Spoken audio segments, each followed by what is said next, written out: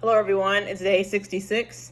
Today I did a couple days of Wes Bos's JavaScript 30, particularly day 4, day 4 array cardio day 1, day 7 array cardio day 2, and day 18 tally string times with reduce. I did all the array ones basically.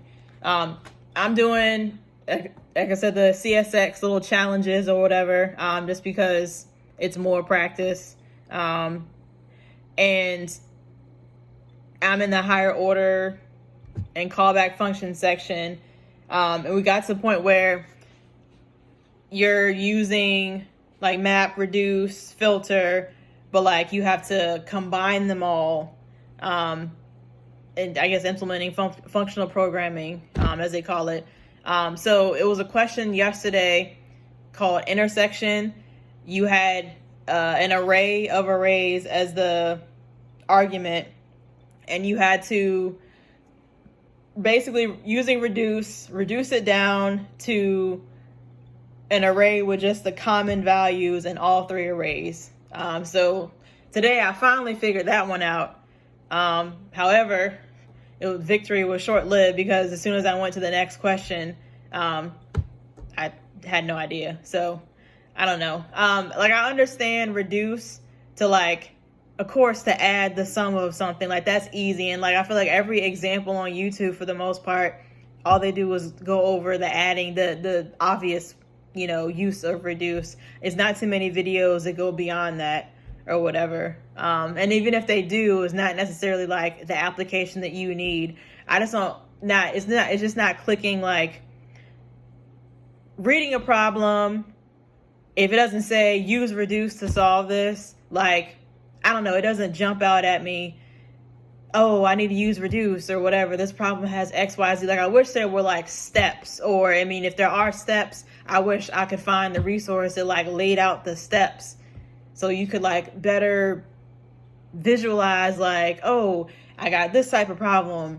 All right, use reduce, use like map is simple enough, filter is simple enough, but like reduce, and then the most 9 times out of 10 when you use reduce, you have to combine it with map and filter or whatever. Like I'm just not getting the connection to just know off the top of my head like what to do. It's feeling like one of those things where either you know it or you don't, and if you don't know it, you just don't know it.